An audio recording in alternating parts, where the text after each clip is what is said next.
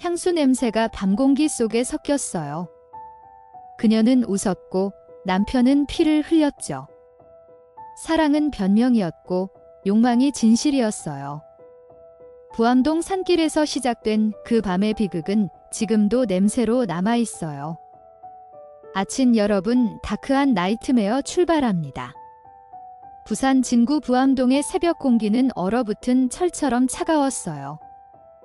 상복은 늘 그렇듯 약수통을 들고 산길을 올랐죠. 발밑에 자갈이 바스러지는 소리만 울렸어요. 나무들은 잎을 모두 잃어버려 창백한 뼈처럼 서 있었고 그 틈 사이로 흙빛 덩어리 하나가 시야에 들어왔죠. 처음엔 버려진 마대자루인 줄 알았어요. 그러나 가까이 다가가자 그것은 사람이었어요. 엎드린 채로 굳어있는 형체, 주변엔 새카맣게 말라붙은 피가 땅속으로 스며들고 있었죠. 상복은 손끝이 떨렸어요. 겨울의 냉기가 아니라 사람의 피비린내 때문이었어요. 숨이 턱 막혀 오르자 입에서 낮은 신음이 새어나왔죠. 사람이 죽었어. 그 말이 눈 속에서 사라져버린 바람처럼 흩어졌어요. 형사 강철호는 현장에 도착하자마자 무릎을 꿇었어요. 발자국과 혈흔이 이어져 있었습니다. 가파른 비탈길 위에서부터 피가 끌려 내려온 흔적이 또렷했죠. 10곳 넘게 찔린 가슴, 찢겨진 셔츠, 손등엔 방어 흔적조차 없었어요. 공격당한 자의 저항이 없다는 건 그가 신뢰하던 누군가에게 허를 찔렸다는 뜻이었죠. 강철호는 지문 채취를 지시하며 조용히 말했다고요. 이건 충동이 아니야. 감정이 잔뜩 묻은 살인이야. 그 말이 겨울바람을 타고 퍼졌어요. 현장에 모인 이들의 숨소리가 다 얼어붙었죠. 아범이 말했죠. 이곳엔 단순한 차가움이 아니었어요. 원한이 고여 만들어낸 냉기였죠. 그 말이 현장 전체를 덮었어요. 다크한님은 낮게 속삭였죠.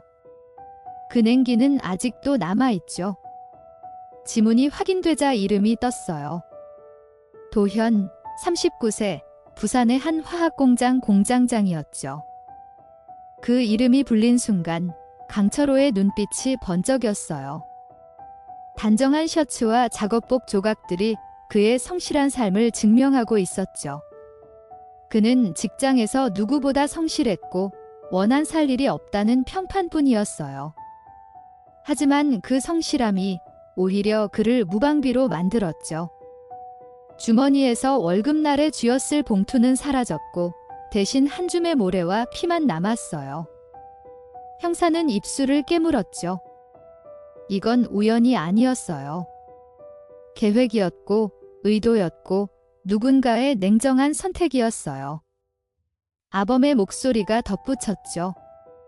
도현은 마지막까지 믿었어요. 사랑을, 가정을, 그 따뜻함을요. 하지만 그 믿음이 가장 잔혹한 흉기가 되었죠. 도현의 죽음은 평범한 가장의 하루가 얼마나 쉽게 끊어질 수 있는지를 보여줬어요. 그는 마지막 출근날 월급 봉투를 손에 쥐고 환하게 웃었죠. 공장의 굴뚝에서 흰 연기가 오르던 그날, 동료들은 그를 믿음직하다고 불렀어요.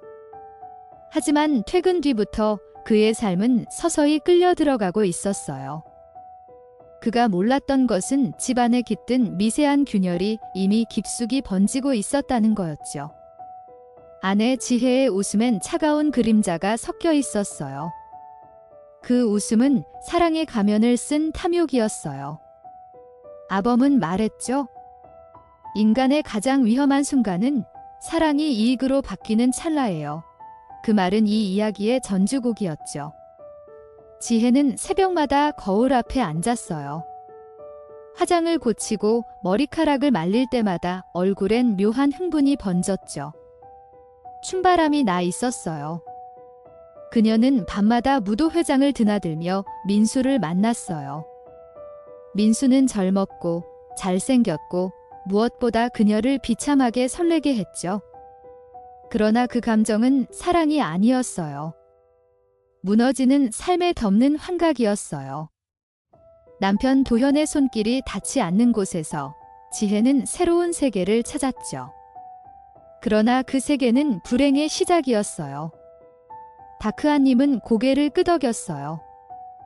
그녀의 미소는 이미 죄의 색으로 물들고 있었죠. 민수는 돈 냄새를 좋아했어요. 지혜는 그에게 빠져 있었고 그 틈을 그는 노련하게 파고들었죠. 술잔을 기울이며 속삭이던 말들은 달콤했지만 그 끝에는 언제나 계산이 깔려 있었어요.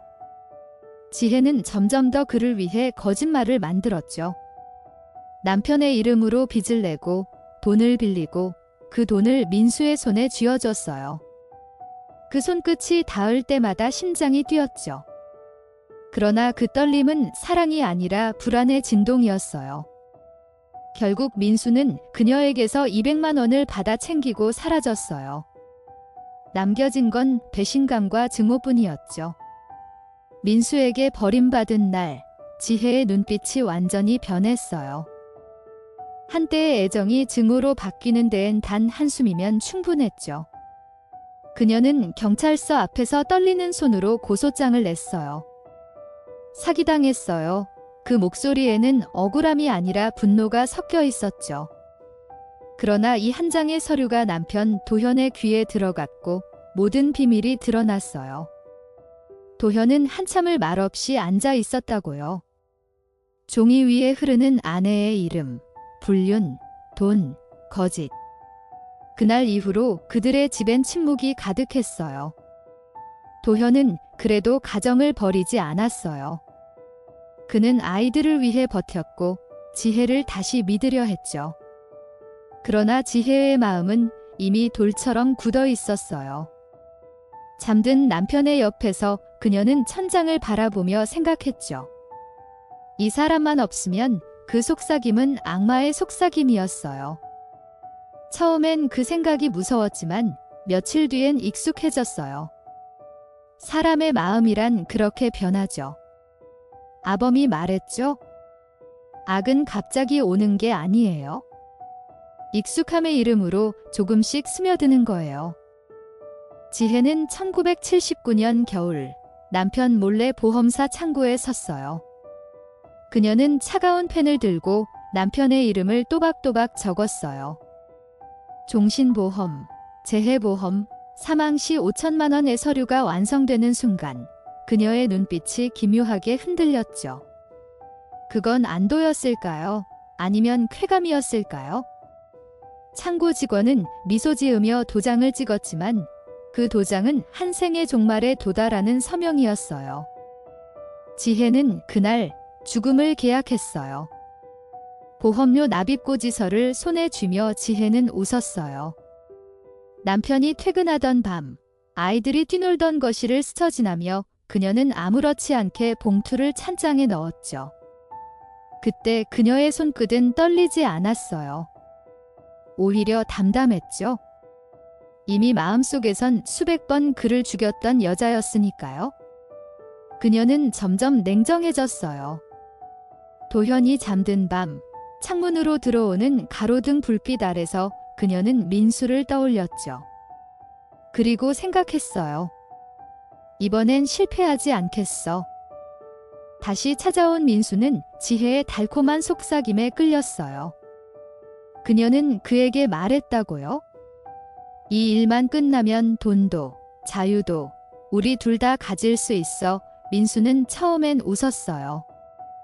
하지만 지혜의 눈빛이 흔들림 없다는 걸 보자 웃음이 사라졌죠. 그 눈은 이미 인간의 눈이 아니었어요. 무언가에 홀린 듯 그는 고개를 끄덕였어요. 그날 이후 둘의 대화는 사랑이 아닌 공모가 되었어요. 민수는 친구 지훈을 끌어들였어요. 지훈은 돈에 굶주린 청년이었죠. 둘은 낡은 하숙방에 앉아 술을 마시며 계획을 짰어요. 한 번만 하면 돼. 이 끝나면 돈이 쏟아질 거야. 말은 가볍게 던졌지만 손은 떨렸어요. 그들은 아직 몰랐죠. 그들이 향하고 있는 끝이 얼마나 어두운지를. 아범의 목소리가 덧붙였어요. 탐욕은 언제나 달콤한 향기로 시작되죠. 하지만 그 향은 곧 피비린내로 변해요. 1980년 2월 3일 첫 번째 시도는 실패했어요. 오토바이 사고로 위장하려던 계획은 어긋났죠. 그날 밤 지혜는 창문을 닫으며 분노에 떨었어요. 그녀는 스스로에게 속삭였어요. 다시 해야 해. 이번엔 완벽하게. 그 말이 입술을 벗어나자 공기가 얼어붙었죠. 달빛이 그녀의 얼굴을 비추자 그 눈동자는 유리 조각처럼 빛났어요. 그녀는 이미 인간이 아니었어요. 지혜의 머릿속엔 단 하나의 장면만 남아 있었죠. 남편이 피를 흘리며 쓰러지는 모습이요. 며칠 후 지혜는 새로운 계획을 세웠어요. 남편이 월급을 받는 날 술을 마시게 해 잠들게 만든 뒤 산길로 유인하기로 했죠. 그녀는 다방 전화를 잡으며 부드럽게 속삭였어요. 여보, 오늘은 나랑 밥 먹어요. 그 한마디가 도현의 마음을 녹였어요. 그는 의심조차 하지 않았죠. 몇 달 만에 듣는 아내의 다정한 목소리였으니까요. 그날 밤 도현은 깨끗한 셔츠를 입고 출근복 냄새를 지웠어요. 새로운 시작처럼 느꼈죠. 하지만 그것은 끝으로 향하는 준비였어요. 아범이 말했어요. 인간은 가장 행복할 때 가장 깊은 함정으로 걸어 들어가요. 저녁 6시 서면의 다방에서 두 사람은 마주 앉았어요. 지혜는 향수를 뿌리고 고개를 살짝 기울였죠. 도현은 긴장된 듯 웃었어요. 그녀의 손이 잔을 들어 올릴 때마다 유리컵이 반짝였어요. 민수는 골목 건너편에서 담배를 피우며 그 장면을 보고 있었어요. 그의 눈엔 불안이 가득했죠. 정말 이걸 해야 하나. 하지만 지혜가 살짝 고개를 끄덕이자 그의 망설임은 사라졌어요. 밤 공기는 끈적했고 도시의 불빛이 피처럼 번지고 있었죠. 두 사람은 다방을 나와 작은 여관으로 향했어요. 도현은 오랜만에 느끼는 따뜻한 온기에 취해 있었죠. 지혜는 침대 머리맡에 가방을 두고 그의 옷을 벗기며 부드럽게 웃었어요. 그러나 그 눈빛은 차가웠어요.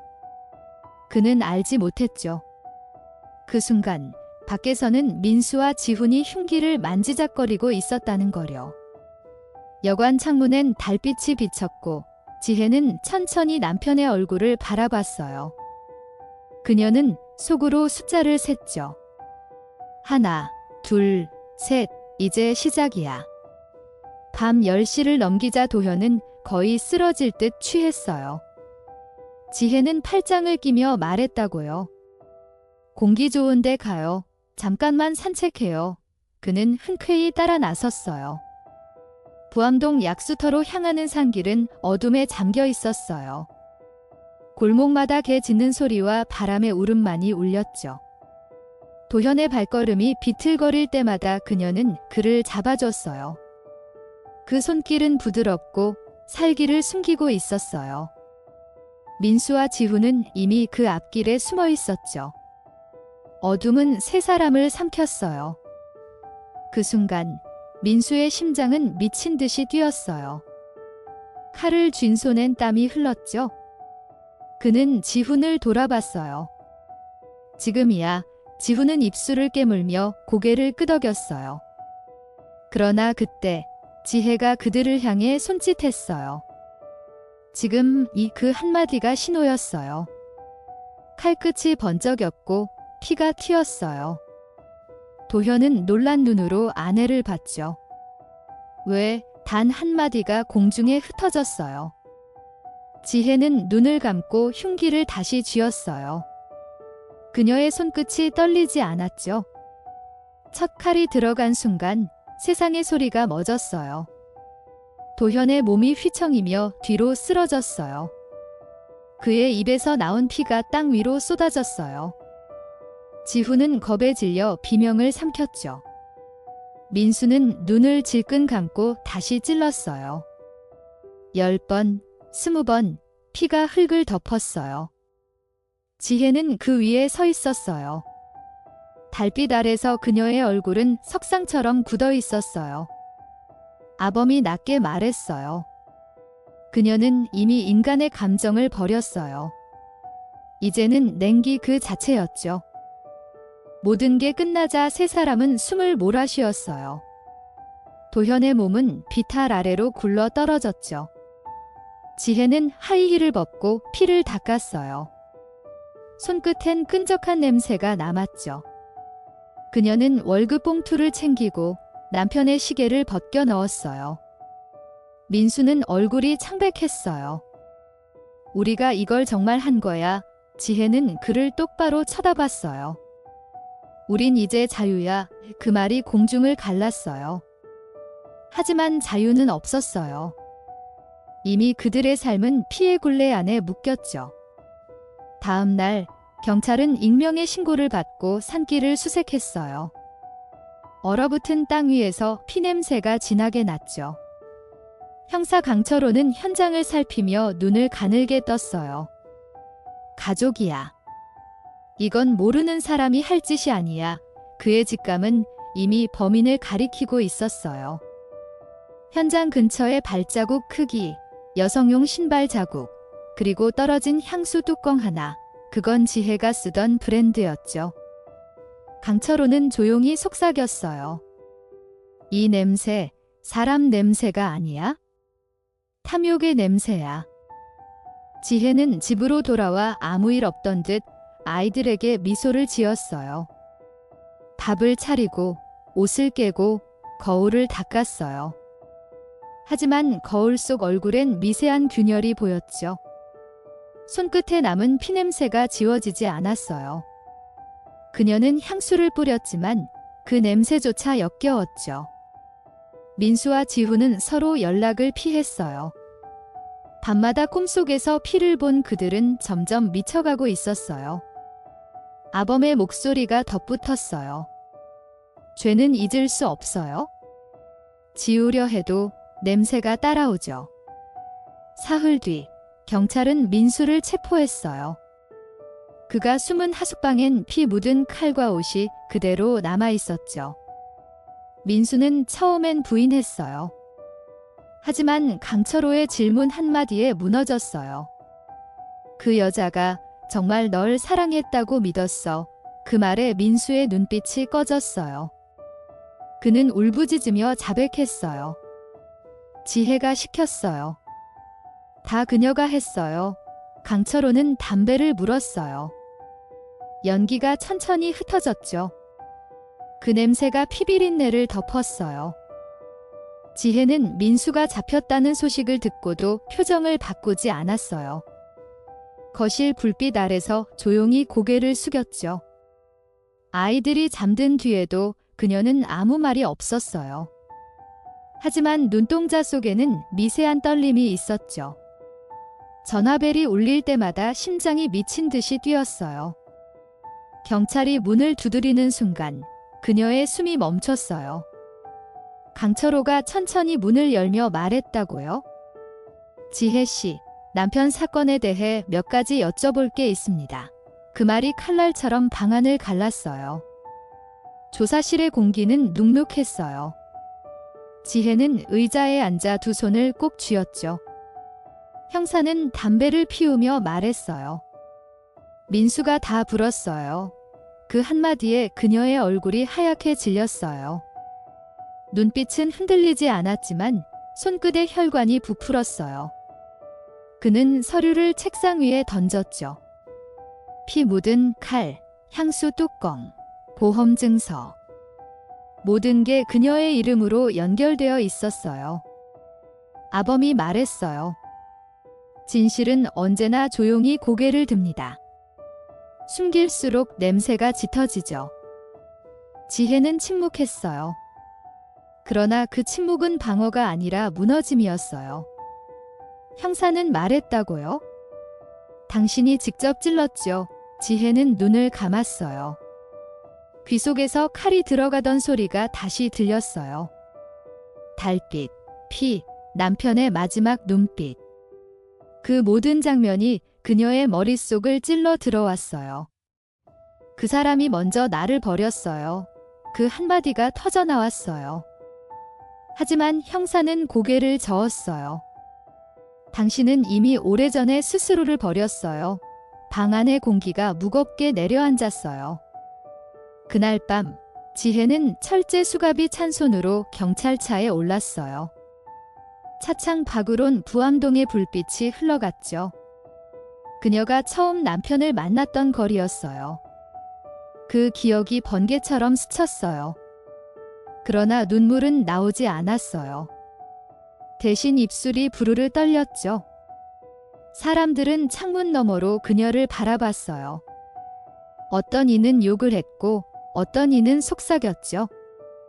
저 여자가 그랬대. 세상은 이미 판결을 내리고 있었어요. 형사 강철호는 사건 기록을 덮으며 깊은 한숨을 쉬었어요. 그는 오래전부터 이런 인간들을 봐왔죠. 하지만 이번 사건엔 이상한 피로가 남았어요. 너무 치밀하고 너무 담담했어요. 그는 창밖의 새벽을 바라보며 생각했어요. 사람은 왜 이토록 쉽게 어둠에 물드는 걸까? 연기가 흩어졌고 그의 손끝이 잠시 떨렸어요. 다크아님이 낮게 말했어요. 그건 모두 안에서부터 무너진 결과예요. 인간의 틈, 그게 시작이죠. 며칠 뒤 법정은 사람들로 가득 찼어요. 카메라 플래시가 터지고 기자들이 몰려 있었죠. 지혜는 흰 셔츠를 입고 앉아 있었어요. 얼굴은 창백했지만 눈빛만은 살아 있었죠. 검사가 묻자 그녀는 천천히 대답했어요. 제가 그랬어요. 방청석에선 탄식이 흘러나왔어요. 민수와 지훈은 서로를 보며 고개를 숙였어요. 그들은 서로를 원망했지만 결국 같은 구렁텅이에 빠져 있었어요. 판결문이 읽혔어요. 지혜에게 사형, 민수와 지훈에겐 무기징역. 법정은 정적에 잠겼어요. 판사의 목소리가 메아리쳤죠. 인간의 존엄을 짓밟은 가장 비정한 살인입니다. 지혜는 고개를 숙였어요. 그녀의 어깨가 미세하게 흔들렸죠. 하지만 눈물은 없었어요. 감정은 이미 마른 흙처럼 굳어 있었어요. 아범이 말했어요. 죄의 무게는 시간이 지나도 사라지지 않아요. 오히려 무겁게 심장을 눌러요. 형사 강철호는 마지막으로 구치소 면회를 갔어요. 그는 유리창 너머의 지혜를 바라봤죠. 그녀는 초췌했지만 여전히 단정했어요. 왜 했어요? 그가 묻자 그녀는 짧게 웃었어요. 사랑이라고 믿었죠. 그 대답은 허공으로 흩어졌어요. 형사는 말없이 자리에서 일어났어요. 문이 닫히는 소리가 공허하게 울렸죠. 그는 복도를 걸으며 생각했어요. 사랑이라는 말은 얼마나 잔혹한 변명인가. 부산의 겨울이 다시 찾아왔어요. 약수길엔 여전히 상복이 물을 기르러 오르내렸죠. 사람들은 그 산을 피해 언덕이라 불렀어요. 새벽마다 그곳의 나무들은 서늘한 바람에 몸을 떨었죠. 사람들은 아직도 그 길을 지날 때면 발걸음을 멈췄어요. 그곳엔 아직 남은 냄새가 있었어요. 땅속에 스며든 피와 원망의 잔향이요. 다크아님은 낮게 속삭였어요. 시간은 모든 걸 덮지만 냄새만은 남아요. 아범이 마무리했어요. 이 사건은 단순한 살인이 아니었어요. 사랑을 가장한 탐욕이었고 인간의 끝을 보여준 기록이었죠. 도현의 선함이, 지혜의 욕망이, 그리고 그 사이의 틈이 만들어낸 비극이었어요. 우리는 그 틈을 잊지 말아야 해요. 그 틈이 다시 생기는 순간 또 다른 악이 태어나니까요. 그의 목소리가 천천히 잦아들었어요. 스피커에 남은 여운만이 한참 동안 울리고 있었어요.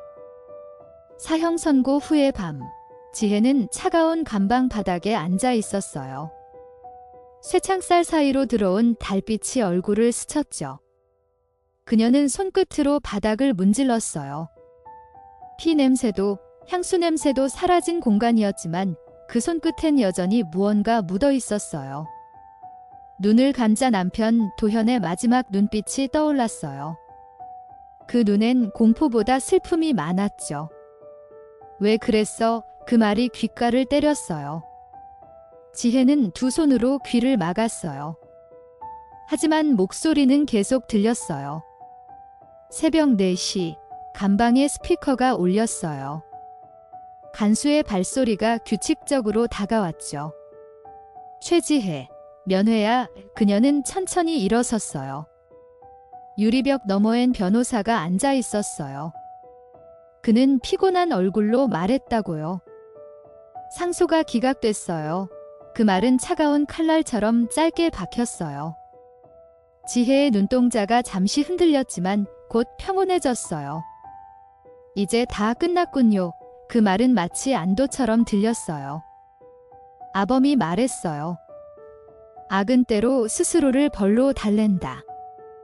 그것이 인간의 비극이에요. 그 시각, 형사 강철호는 집무실에서 사건 파일을 다시 펼쳤어요. 그는 그날의 현장 사진을 바라봤어요. 피로 얼룩진 눈밭, 시신의 손끝, 그리고 멈춘 시계. 그 시계는 밤 10시 12분을 가리키고 있었어요. 그는 담배를 피우며 생각했어요. 모든 게 멈췄지만 죄는 멈추지 않는다. 연기가 천천히 천장을 스쳤죠. 그의 손끝은 여전히 차가웠어요. 그는 조용히 서류를 덮었어요. 끝난 사건은 없지? 기억이 남는 한, 살아있는 거야? 지혜의 사형 집행일이 다가왔어요. 구치소 복도는 조용했고 교도관들의 걸음은 무겁게 울렸어요. 그녀는 마지막 식사로 따뜻한 국밥을 받았어요. 하지만 숟가락을 들지 않았어요. 그저 천천히 국물의 김을 바라봤죠. 냄새가 좋네요. 그 말은 아이러니였어요. 피 냄새로 인생을 물들인 여자가 마지막 순간 따뜻한 냄새에 미소를 지었으니까요. 다크하님은 조용히 말했어요. 인간은 끝까지 향기를 찾죠. 그게 삶의 본능이니까요. 지혜는 형장으로 향했어요. 발소리가 복도에 울렸어요. 그 소리는 마치 천천히 다가오는 심장의 고동 같았어요. 하얀 천이 어깨 위로 내려앉을 때 그녀는 눈을 감았어요. 마지막으로 입술이 움직였어요. 도현아, 미안해. 그 한마디가 공기를 갈랐어요. 목소리는 작았지만 울림은 깊었죠. 형장의 조명은 차갑게 켜졌고 세상은 다시 고요해졌어요. 아범이 말했어요. 그녀는 끝내 용서를 구했지만 그 말은 자신에게조차 닿지 않았어요. 며칠 뒤 신문 한 구석에 짧은 기사가 실렸어요. 부산 남편 살인사건 주범 최지혜 사형 집행 후. 그 밑엔 몇 줄의 문장이 있었죠. 탐욕이 부른 비극. 사랑의 탈을 쓴 악어. 사람들은 잠시 그 기사에 눈길을 주었지만 곧 다른 뉴스로 넘어갔어요. 세상은 늘 그렇게 잊었어요. 하지만 부암동의 산길엔 여전히 차가운 기운이 남아 있었어요. 그 냄새는 바람에 섞여 내려왔어요. 형사 강철호는 새벽 순찰 중 그 길을 다시 찾았어요. 겨울 안개가 짙게 깔렸죠. 그는 잠시 멈춰 서서 담배를 꺼냈어요. 불빛이 깜박였어요. 이 냄새 아직도 남았군. 그는 낮게 중얼거렸어요. 발끝에 흙을 밟을 때마다 과거의 메아리가 울렸어요. 도현의 숨소리, 지혜의 웃음, 칼이 들어가던 순간. 그 모든 소리가 바람 속에서 섞여 있었어요. 그는 모자를 벗으며 눈을 감았어요. 아범이 말했어요. 이 사건은 끝났지만 악의 형태는 계속 변해요. 이름만 바뀌고 얼굴만 달라질 뿐이죠. 우리가 이 이야기를 기억해야 하는 이유는 단 하나예요. 인간의 마음이 얼마나 쉽게 부패할 수 있는지를 잊지 않기 위해서죠. 그의 목소리는 낮고 단단했어요. 청자는 숨을 죽였어요. 이야기는 끝났지만 여운은 남았어요. 다크아님은 덧붙였어요. 탐욕은 달콤하고 사랑은 언제나 명분으로 쓰이죠. 하지만 결국 그 명분 아래엔 언제나 피가 흐릅니다. 이 이야기는 경고예요. 우리 모두 안에 숨어있는 어둠을 향한 경고죠. 그녀의 목소리가 낮게 깔렸어요. 라디오의 끝 주파수가 흐릿하게 울렸어요. 밤의 정적이 다시 스며들었어요. 아범의 마지막 멘트가 흘렀어요. 이 이야기를 들은 당신이 오늘 밤 잠시라도 생각했으면 좋겠어요. 진짜 어둠은 밖이 아니라 마음속에 있다는 거요. 그걸 마주하는 용기, 그게 인간을 지키는 유일한 방패예요. 라디오의 불빛이 서서히 꺼졌어요. 새벽의 공기가 창문을 스쳤고 부암동의 언덕엔 다시 고요가 내려앉았어요. 그렇게 남편 살인 사건은 끝났지만 기억은 여전히 살아있었어요. 이번 다크한 나이트메어는 여기까지입니다. 끝까지 청취해주셔서 감사합니다. 작은 댓글, 구독과 좋아요로 힘을 보태주시면 큰 응원이 될 거예요.